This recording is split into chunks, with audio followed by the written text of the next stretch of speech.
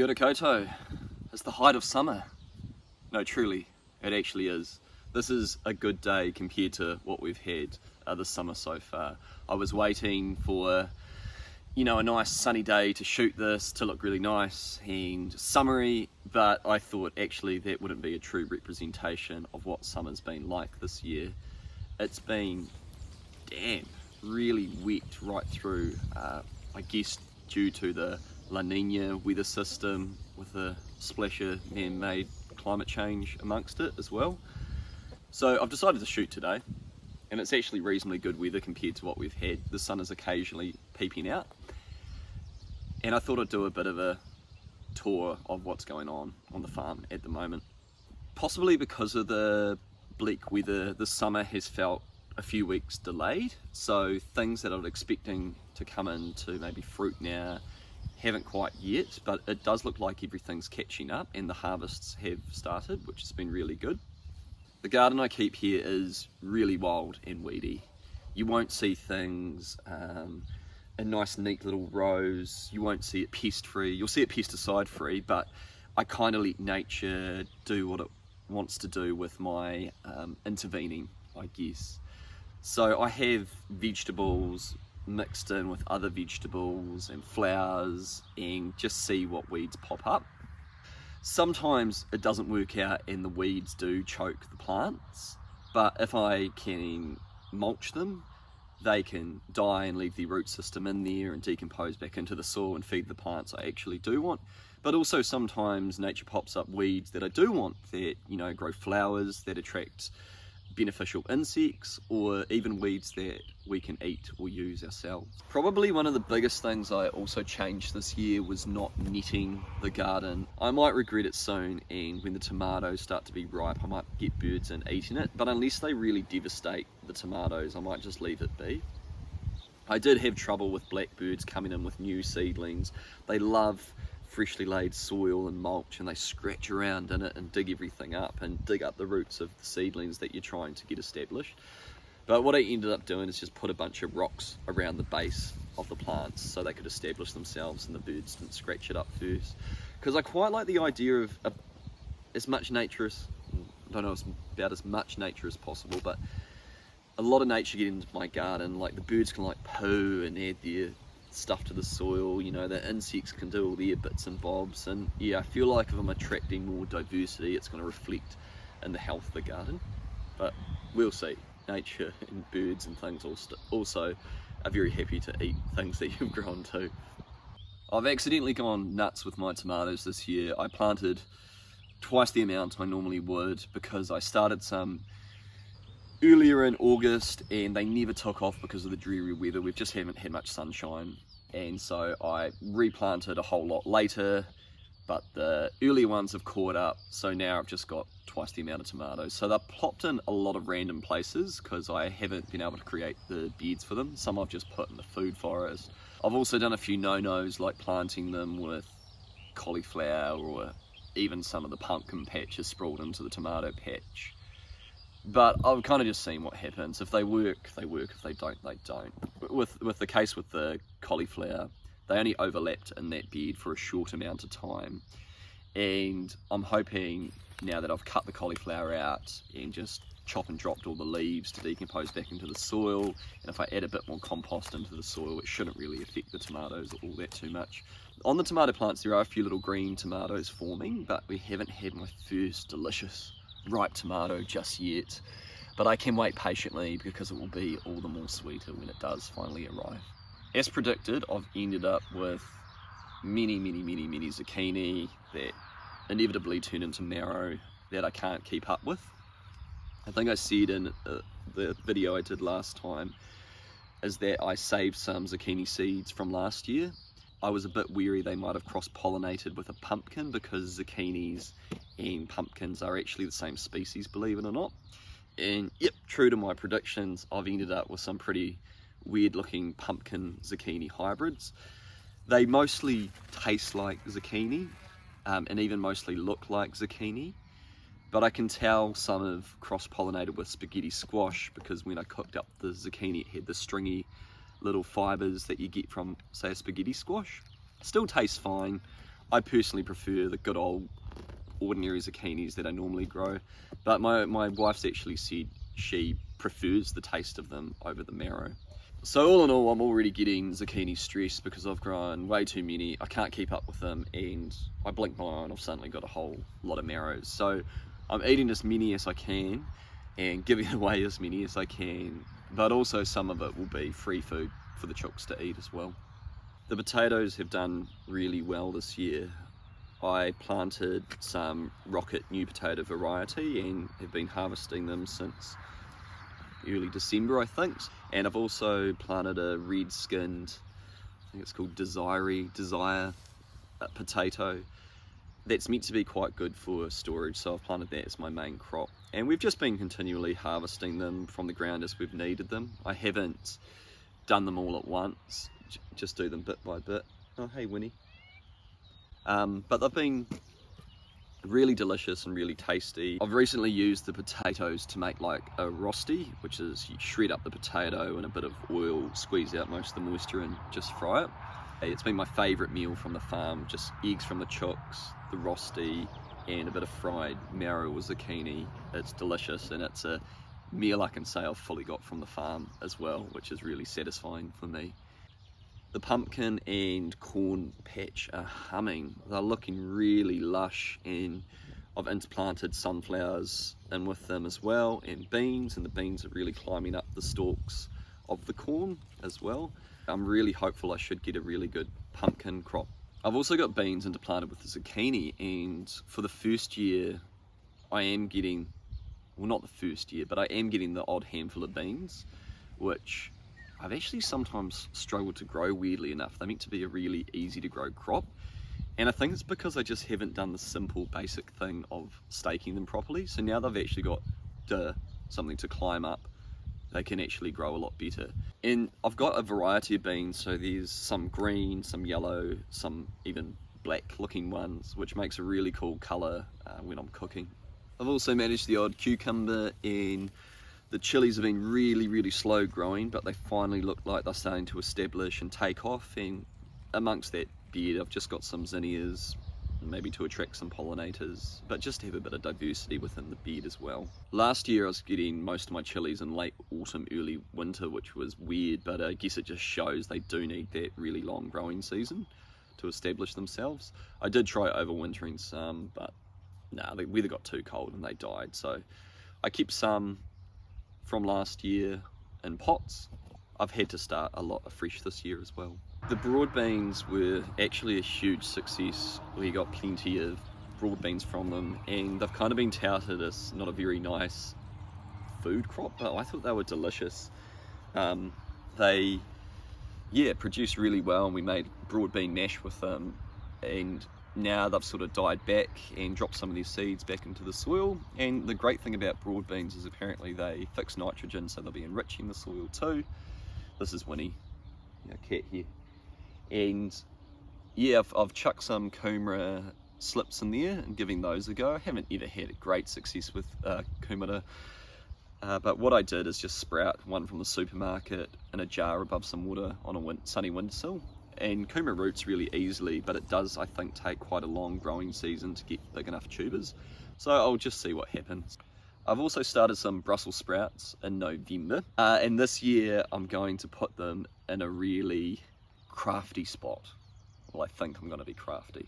So with brassicas, I constantly am ailed by the white butterfly in the warmer weather, and then when the warmer weather settles and the cold sets in, they get demolished by slugs. So this year I'm going to net them for a longer amount of time than I did last year to protect them from the white butterfly, as I took the nets off too soon. And then I'm going to plant them in a spot that's like far away from any slug habitat. So I'll keep the grass really low. I won't have a heap of mulch and stuff they can hide in, and just see if the Brussels sprouts do all right that way. As I said, I like to see what the garden pops up for me, and one thing we've really enjoyed is the wild chamomile that's just growing through the garden. And to me, I'm sure it will be doing something beneficial with those flowers, attracting lots of little bugs and diversity. But also we've been using it It's a really nice bedtime tea, and there is some evidence that chamomile can help reduce anxiety and have a slight sedative effect. And we've been having good sleeps when we've had it. It might be a bit of placebo, but a placebo combined with some real anti-anxiety stuff might be really good. But it's been a really lovely fresh tea, and sometimes we mix it in with mint that grows as well. And there's a few other things growing in the garden, but if I go on about it, I'm going to sit here forever. A couple more little highlights is that I grew onions for the first time, and I actually did it without realising it. I thought I was harvesting garlic and went to cut it up and realised it was actually an onion. So I did put some slips in there, but I must have forgotten where I put them. And yeah, so I've grown these little onions. Man, the garlic this year was really ailed by rust, and it has been way too wet for garlic. Garlic, I think, needs a lot of dry with it. So I harvested half of it before the summer solstice, which is kind of traditionally when you're meant to. And I was pleasantly surprised that despite the severe rust, I did get a few bulbs and decent cloves from it. And then I've been waiting and waiting and waiting for this weather to dry out, and it just hasn't. So I ended up harvesting the garlic when the ground was wet, which you're not supposed to do, but it had basically died off anyway.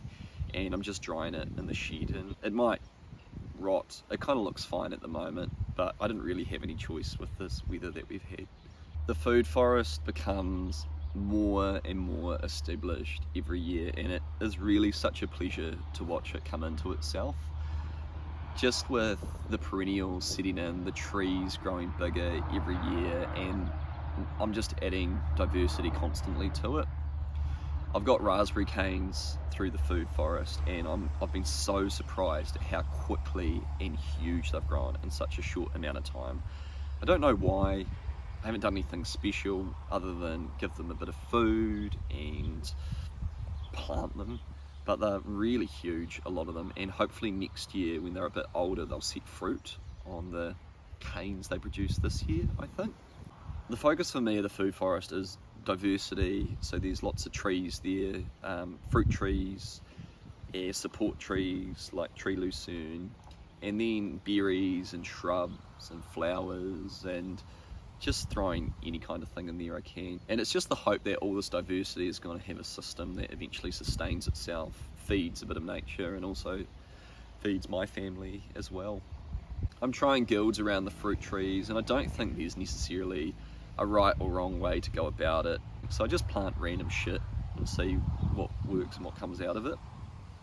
One thing I am pleased to have got my hands on, which a lot of food foresters recommend, is comfrey. Comfrey is a plant that's got a really deep taproot, so it brings nutrients from deep in the soil up to the surface for other plants to use, and it's a really good plant to mulch and chop and drop. This year we finally managed to gather the plums before the birds got them, which was really nice. We've got this wild plum tree that grows just outside the house, and we collected all the plums, and I made jam from it and gave it to our family members for Christmas. So it was really simple, but the plum jam is really delicious. I just had, per every kg of plums, about 500 grams of sugar. And I know that sounds like a heap of sugar, but you need a high content of sugar to preserve the jam. I mean, you could do a lower sugar if you want, but it just might go off a bit sooner. So all I did was tip the plums into a big crock pot and simmered them away with sugar and a squeeze of lemon juice, and I just let that sort of boil away for, I don't know, 15 minutes or so. And then once that had all sort of thickened up, I then, this was the painful part, manually had to take every individual pip out of the plums. And then while the jam's still hot, I poured it into jars that were sterilised. It's really important to sterilise the jars so you don't get any unwanted bugs doing their thing and spoiling your jam. And then once they're poured into the sterilised jars, just put the jars in a water bath. So that's a heat about 70 degrees Celsius, and you just put the cap on and let them sit in there for 15 or so minutes, and then when they cool, it's like a vacuum and it will seal the jars shut. And they should preserve just in the cupboard for at least a year, if not more. We've also just started harvesting the walnuts, and we should get a really bumper crop this year, which is good. There was, she's biting me. There was also promise of like quite a few peaches on our peach tree this year, but unfortunately the birds got into the peaches well before they were ripe.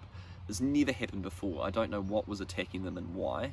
So we probably lost about 90% of the peaches that were on the tree. Once I noticed and realised what was happening, it was a little too late, but I've now netted them, and I don't know, we might get 10 peaches this year or something. I had one of the most amazing sort of touching experiences. I was mowing the grass in the food forest and I witnessed a frog jump out. A frog. I was absolutely amazed. I've been told that frogs are a really good sign for ecosystem health, and it's actually been like the ultimate goal here to have a frog come in my food forest, because it signals to me that I'm maybe doing something right. You know, I'm creating a stable little ecosystem where things can thrive. So seeing that frog, I can't explain how much it meant to me. It really nourished my wairua, and it just felt so right in my core. It was so amazing.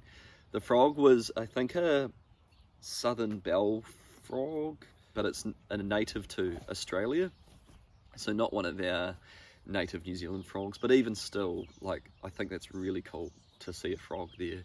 And then soon after, I was also again doing some mulching of grass, and a lizard scurried out as well. I didn't quite catch what it was. I think it was just a skink, but again, like, I've seen fewer and fewer lizards compared to what I saw in my childhood. So yeah, just a sign that I'm doing something right, because that was the whole point of the food forest, not only to feed me and my family, but also to create an environment where all the little bugs and animals and insects could thrive. And yeah, it sort of feels good to see that it's coming into shape and doing that. Now, the animals. Okay, kind of in relation to the animals, there was a pretty big disaster this year. So about a year ago, almost to the date, we killed a cattle beast cunny, which was a really moving, difficult experience to raise those cattle beasts and use them for meat. But we got so much meat, it easily lasts us well through this year, and probably would have lasted us another couple of years as well. But what happened was we were storing some of the meat at my in-laws' place, and my father-in-law has been working some really long, horrible hours all through the night, and he used a power tool and unplugged the freezer. And my mother-in-law, I guess weeks later, noticed the smell, and yeah, you can kind of guess where this is going. All the meat from our cattle beast had defrosted and was well past the point of return, and it was really devastating and felt like a real waste, a tragic waste of his body. I don't blame my father-in-law at all. It's an accident, and he felt really terrible about it, and he's been so sleep deprived. But yeah, it's just such a tragedy to lose that amount of meat. And so now I'm just figuring out what to do, and whether we go down the road of cattle beast again or what. I don't know yet. Like, I'd really love to properly know the environmental impact. There's guides online, but it's really hard to tell for your unique individual situation. But on the other hand, it was just so incredible what his life gave us, and I had such a gratitude every time I sat down the meal with his meat, because it's incredible that his life could feed our life for so long. Yeah, it's a funny one. It's a hard one in here. I also have to say, we got rid of the ducks. So I had a bit of a love-hate relationship with the ducks. They were purchased to control slugs. They didn't really do that, and they caused a lot of damage to the garden and other things. So it was just one of those things, you know, they weren't providing a positive input that I could perceive anyway into the farm, and they were, you know, costing us to feed, and grain's gone up in price as well. So I did make the call to sell them and get rid of them. And you know, I'm sad to see the duckies go, but I think they're probably in a home, hopefully that appreciates them. They're going, a couple of grandparents bought them for their grandkids to raise, so it's really cool for kids to raise animals. So yeah, they're gone now, but I must admit it's a bit of a relief that I don't have to muck around with their water and making sure they're not escaping. Wish you no ill will, duckies, but kind of okay to see the back of you. We've had 3 chooks attempt to set eggs and go broody. All 3 didn't follow through and with failures. I'm not getting too uptight about it. I'll let nature take its course. If they're successful, they're successful. If they're not, they're not. Hey you. Thankfully, I think they've kind of stopped the egg smashing behaviours, which I was really worried about. Did you just stop recording, Woody? No, I think we're good. But the 3 little chicks that are hatched from an incubator are doing really well. Albeit there was one incident where, as I was starting to let them go out to forage and roam freely, I noticed, this was when we still had the ducks were just going mental. And I ran outside to see what the commotion was, and a hawk flew off from the ground, and as it flew off, it dropped a black figure, and yeah, it was one of the little chicks. So the hawks really do know when they're out and went for it. So I rushed over, and this poor little chick was just laboriously breathing, and I thought, oh, I think you're not gonna make it. It's over. So I picked her up and put her in shelter with her other siblings. But I was surprised to see an hour later she'd completely come to, had a slight limp, and now she's just thriving and doing absolutely fine. So she has been given the name Lucky to survive that hawk incident, but hopefully it's put a little bit of fear in them about hawks and they're a bit more careful now. But I'm hoping they're at a size where they can now get away. And then otherwise the sheep are doing their thing. I think they're behind me. Winnie, you've got to stop biting me. Okay, you go down. Yeah, the sheep are doing pretty well.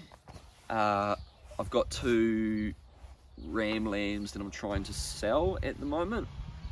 And if they don't sell, they'll probably become sausages. And I'm gonna give most of the ewes a break from lambing this year. So I've just got our one girl, Lucinda, with our ram Ron. I just think the ewes could maybe do with a break, and I'm keen to take maybe a slight break from lambing this year as well.